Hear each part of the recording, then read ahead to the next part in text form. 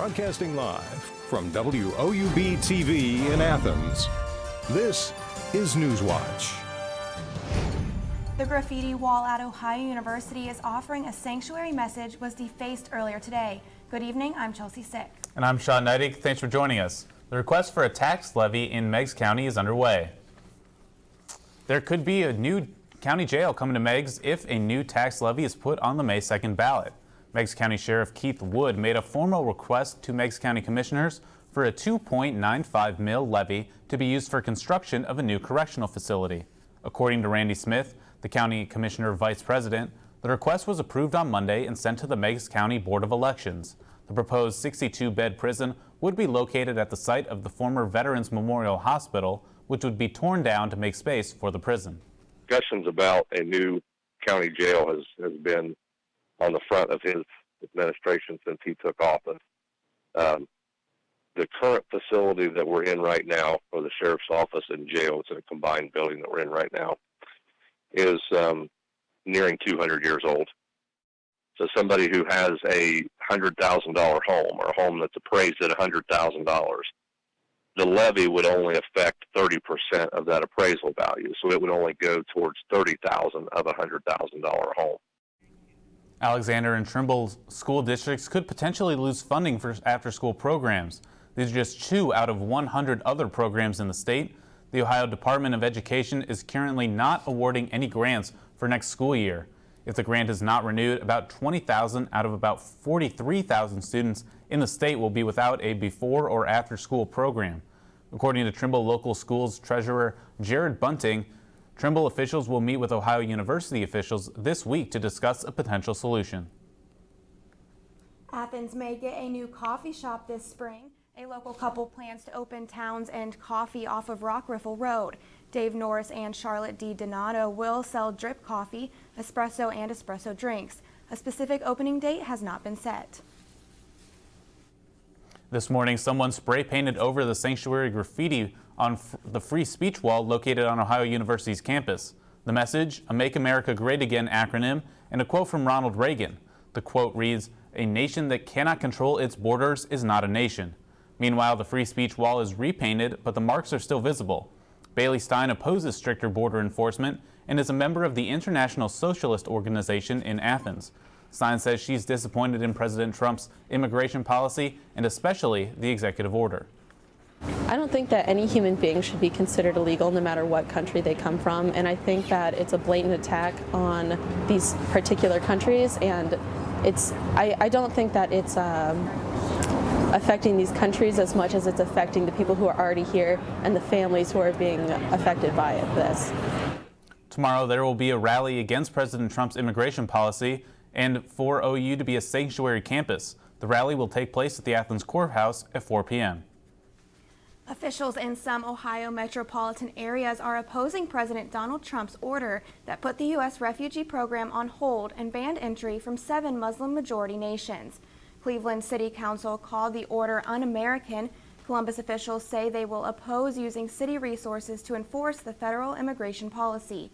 Toledo's mayor told The Blade the ban isn't what Americans should be about, and Cincinnati's mayor says it will continue to welcome immigrants. Trump has threatened to withhold money from uncooperative jurisdictions. President Trump's latest executive order is already affecting several international students at Ohio University. The executive order bans citizens from 7 predominantly Muslim countries from entering the U.S. for at least 90 days. This action has brought on protests across the nation and abroad, but there are also many people who would support President Trump's move. Olivia D. is a member of the OU College Republicans and says she sees the benefits of the executive order. She perceives it as a preventative measure to keep terrorism out of the country. Yeah, I don't think, like, everyone's saying that it's a Muslim ban, but it's not. If it was a Muslim ban, then we would have countries like Turkey and Egypt, because those have really high Muslim populations. But it's not that. It's countries that have known ties with terrorist organizations. The countries listed on the U.S. ban include Iran, Iraq, Libya, Somalia, Sudan, Syria, and Yemen. Former Ohio University Board of Trustees member pleaded guilty to drug, tax, and fraud charges and to prescribing illegal prescriptions. Dr. Kevin Lake, of New Albany, controlled all of the money that came into Columbus Southern Medical Center from illegal prescriptions, which was more than $38 million. The DEA started investigating the pill mill in 2010, but says the clinic was giving out prescriptions for no medical reason from 2006 to 2013. Lake resigned from the University Board of Trustees January 21st and faces up to 5 years in prison. Athens Police Department is asking residents to contact them with any information about recent vehicle break-ins. This comes after 32 cases were reported over the past month. Captain Tom Harvey says information from residents may be able to help APD connect the cases and establish a suspect profile. Harvey says residents don't have to file a report and adds no item is too small to report. Harvey asks people to be aware of their neighborhood surroundings and to call APD if anything looks suspicious, but in the meantime to take precautions. Obviously, the obvious things are not to leave valuables in your car. We know that that can't always be done. Securing them out of sight, say in the trunk or in the glove box, someplace that is not easily viewed, keeping the vehicle locked, parking when you can, in locations with good lighting that are easily observed from either your residence or your neighbor's residence. Harvey also encourages residents to take pictures of what's in their car so they can provide additional information to officers. The Ohio University Police Department filed its first rape report for spring semester. The incident occurred in Ryers Hall Sunday morning. The female victim reported non-consensual sexual contact. This is the 10th reported sex crime and the 7th reported rape to OUPD for the 2016-2017 academic school year. Police are still investigating the incident.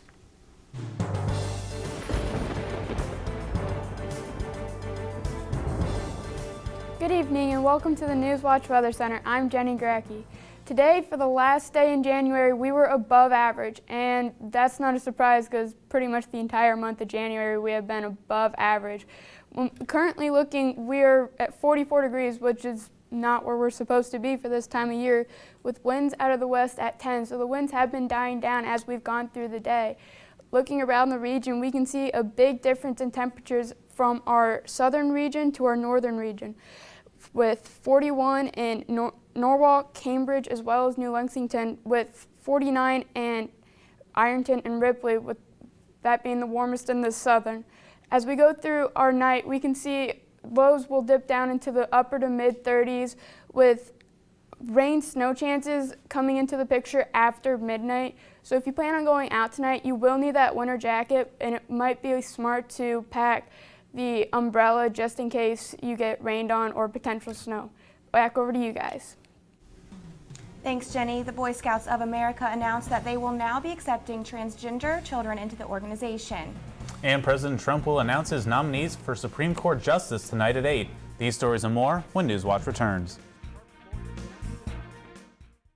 University students really have a huge sense of pride in our campus, in our school, and in our education. People don't come to Ohio just to go to college. They come here to become a Bobcat. It's a really unique atmosphere. Bobcat pride is having that natural camaraderie. Bobcats are just happy to be Bobcats.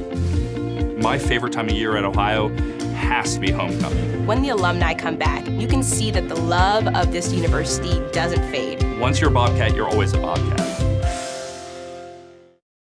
The student body here at Ohio University absolutely is a family. The students support one another. You become this unit, this big, friendly family unit. There's this connectedness. You feel a part of something. Driving in on the highway and just seeing the red bricks and the trees again, it's just like coming back home. There's great students, great professors. You just walk around campus and think, oh my gosh, I can't believe I go here. I feel like I matter in the community, and I feel like I matter here at Ohio University. It's home. Athens is home. I knew that I wanted to come to Ohio University from the very first time I visited here. There's something about the campus that grabs you. It was really comforting. Very welcoming. It's one thing to write down your name and your GPA and that kind of stuff and send it in. It's another thing entirely to be here and see how great it is. The campus here is just electric. Absolutely gorgeous. Everything just looked really college-like. I looked at my mom and I said, this is it. And she said, the tour's just started. I said, no, you don't understand. This is it. What's going on, everybody? I'm Eric III, the host of Hardwood Heroes. You should watch our program Sundays at 11 o'clock p.m. Any important and relevant information you need about Southeast Ohio high school basketball, we have. During the week, keep up with our online content at woub.org/heroes. Like us on Facebook, follow us on Twitter at Hardwood Heroes. You can follow your boy as well at junior_3. As always, I'm Eric III, reminding you to be heroic.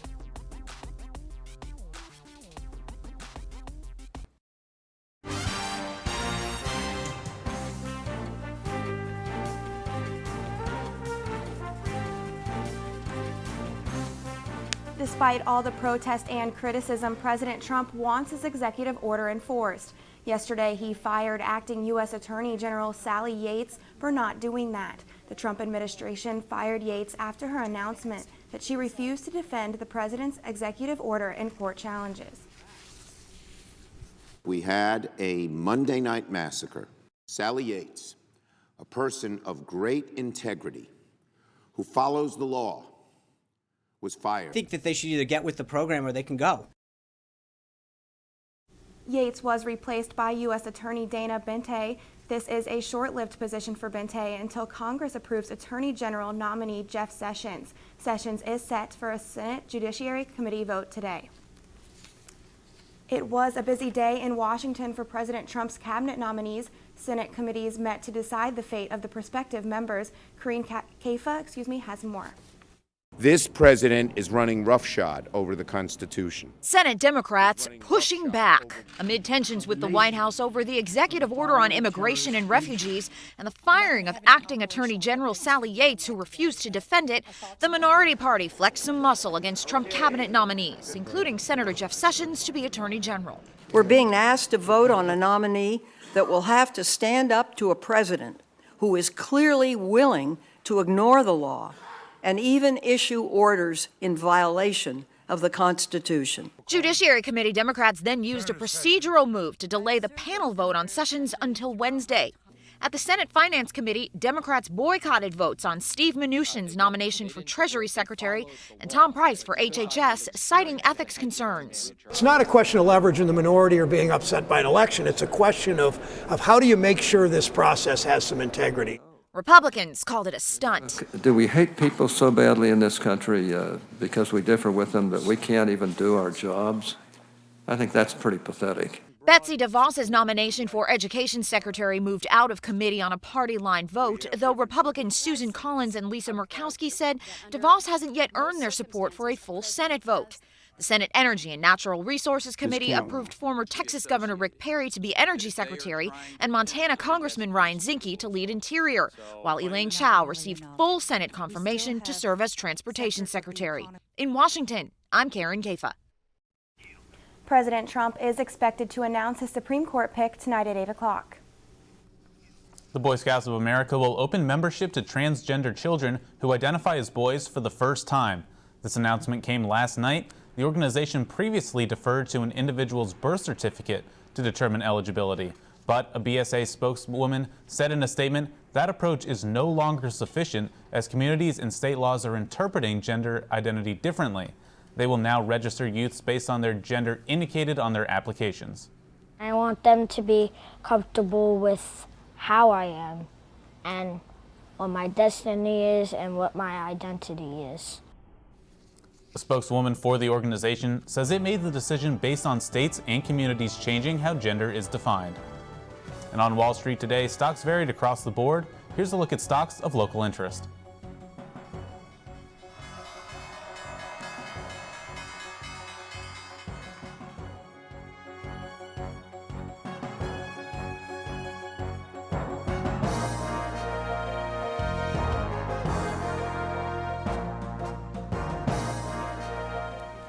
Sugary drinks can have a negative health effect, but many kids are drinking more than the daily recommendation. That story's still ahead. And is there any more snow next in the forecast? And do we have another potential warm-up? That plus my extended forecast next on Newswatch.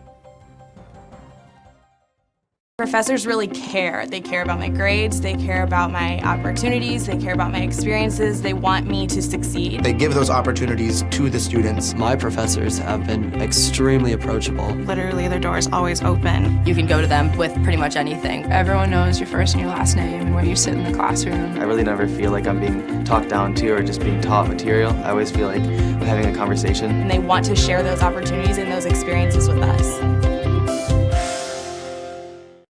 Ohio University students really have a huge sense of pride in our campus, in our school, and in our education. People don't come to Ohio just to go to college. They come here to become a Bobcat. It's a really unique atmosphere. Bobcat pride is having that natural camaraderie. Bobcats are just happy to be Bobcats.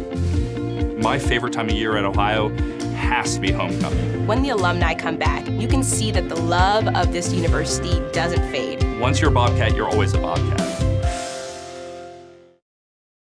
I knew that I wanted to come to Ohio University from the very first time I visited here. There's something about the campus that grabs you. It was really comforting. Very welcoming. It's one thing to write down your name and your GPA and that kind of stuff and send it in. It's another thing entirely to be here and see how great it is. The campus here is just electric. Absolutely gorgeous. Everything just looked really college-like. I looked at my mom and I said, "This is it." And she said, "The tour's just started." I said, "No, you don't understand. This is it." The student body here at Ohio University absolutely is a family. The students support one another. You become this unit, this big, friendly family unit. There's this connectedness. You feel a part of something. Driving in on the highway and just seeing the red bricks and the trees again, it's just like coming back home. There's great students, great professors. You just walk around campus and think, oh my gosh, I can't believe I go here. I feel like I matter in the community, and I feel like I matter here at Ohio University. It's home. Athens is home.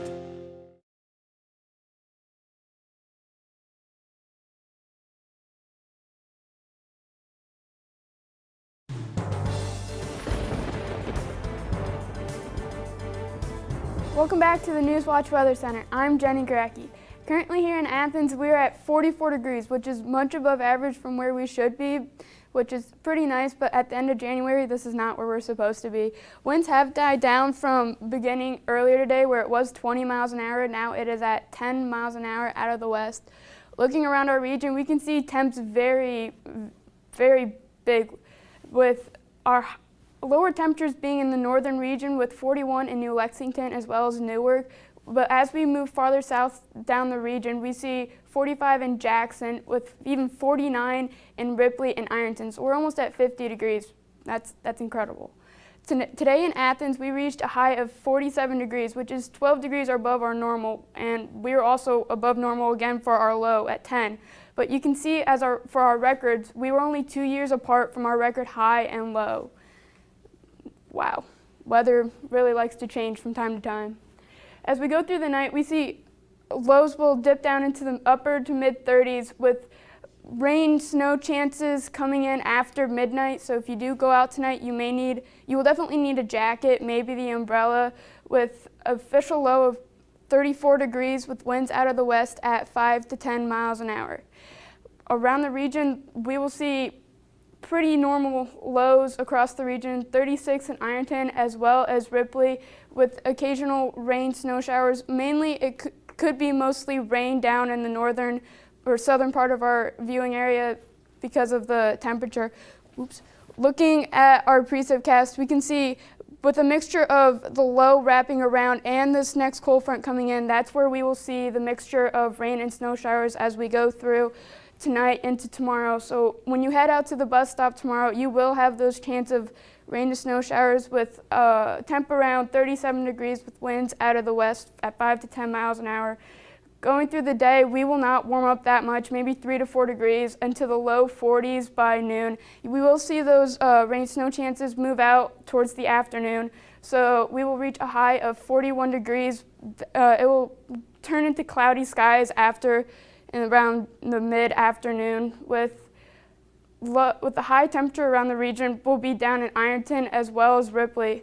Going through the week ahead, we will have our last warm temperature for a while, and we will be in the mid-30s for the next couple of days into the weekend. And Sunday, it looks like we have another big weather system coming in with 60% chance of snow, but that won't be until later on in the day.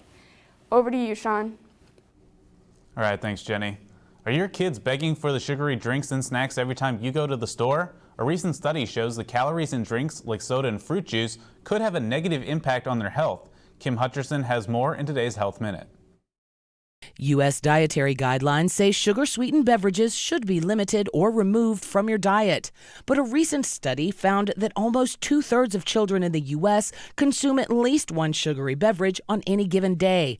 About 30% consume 2 or more every day, despite health experts' recommendation that less than 10% of daily calories come from added sugars. The study was conducted by the CDC's National Center for Health Statistics. Researchers analyzed data from the National Health and Nutrition Examination Survey about the consumption of sugary drinks like soda, some fruit drinks, sports and energy drinks, and sweetened coffees and teas.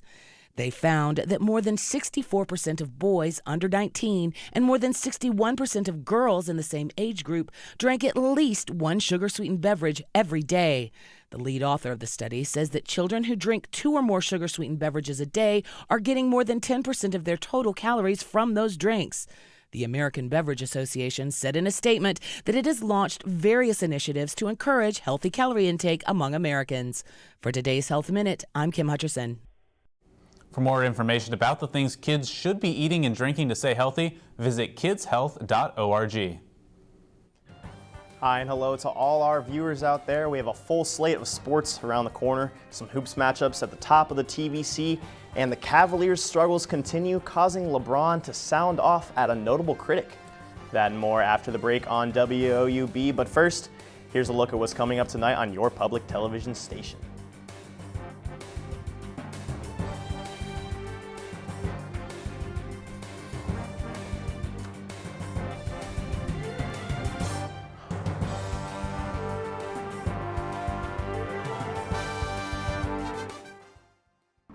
What's going on, everybody? I'm Eric III, the host of Hardwood Heroes. You should watch our program Sundays at 11 o'clock p.m.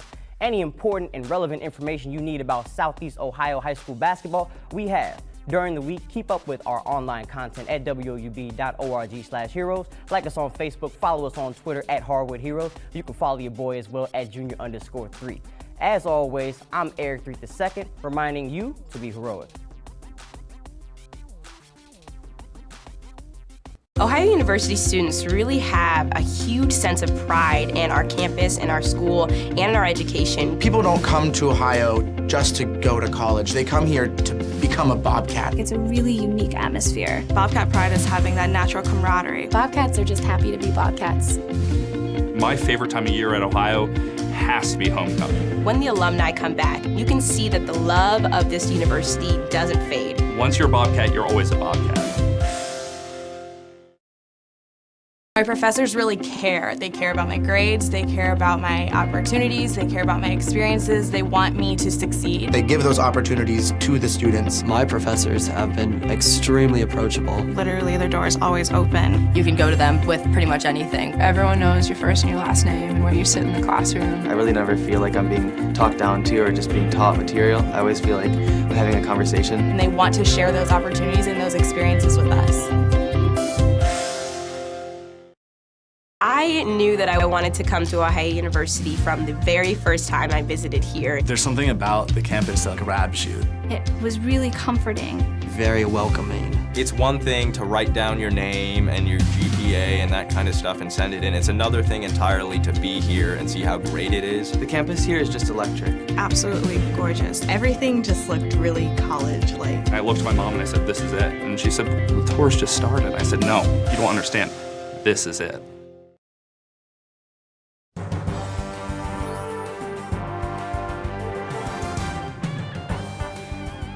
Welcome back, I'm Corbin Bagford.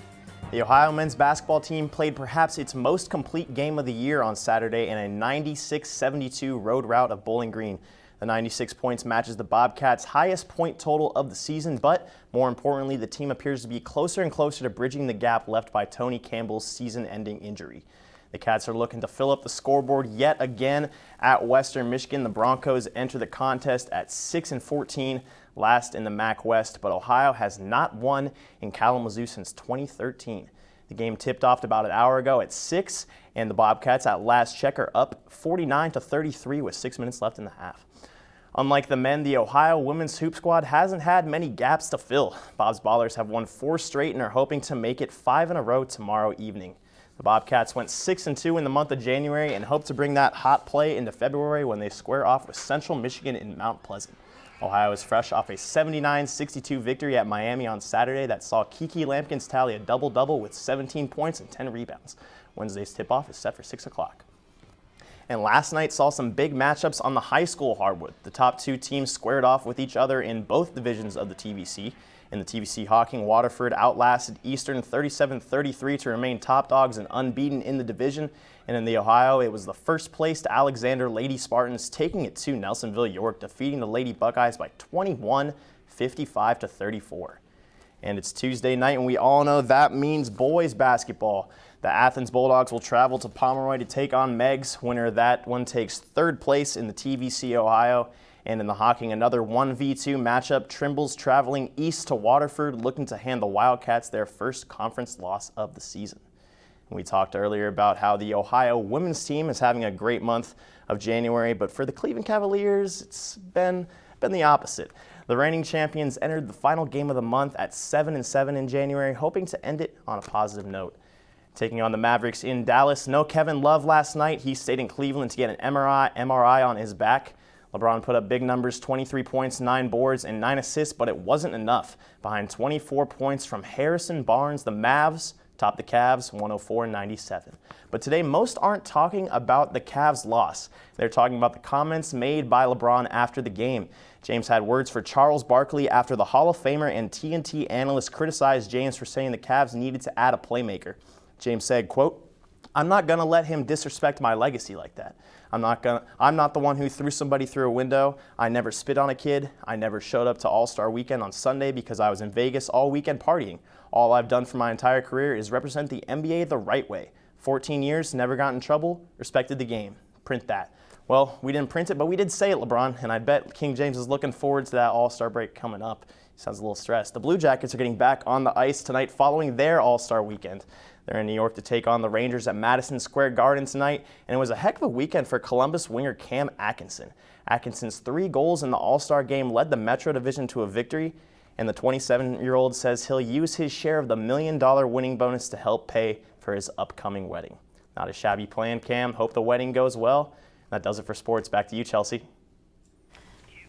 Thanks, Corbin. Meet the new coolest kid in school. A senior at Valley Center High School in Kansas turned his school locker into a soda vending machine. Blake Hawkins says he loves to invent things. The locker sold soda cans for 75 cents. It was extremely popular at the school until the school shut down the soda machine, seeing as it violated several school policies. However, the school is considering reopening the soda machine for fundraising purposes. If the school decides to reopen the machine, the proceeds from the soda would go towards school programs. 34 tonight, but we will see that rain-snow mixture come in after midnight, maybe like closer to 3-4 o'clock tonight, or tomorrow morning, excuse me, with winds out of the west at 5 to 10 miles an hour. The rain-snow mix should end about 9-10 o'clock tomorrow morning, so it's not an all-day event. We will transition to cloudy skies later on in the afternoon. Looking ahead, we see tomorrow at 41 degrees, and then we will cool off thanks to a cold front that is coming through. We will be in the mid-30s for the next few days with a potential warm-up coming up into next week after a system comes through our area with a high maybe up near 60 again. Back over to you, Sean. All right, thanks a lot, Jenny. And that does it for our broadcast this evening. Thanks for watching. I'm Sean Neidig. And I'm Chelsea Sick. Stay tuned for the PBS News Hour coming up next. And remember, you can find the latest news anytime at WOUB.org. Have a great night.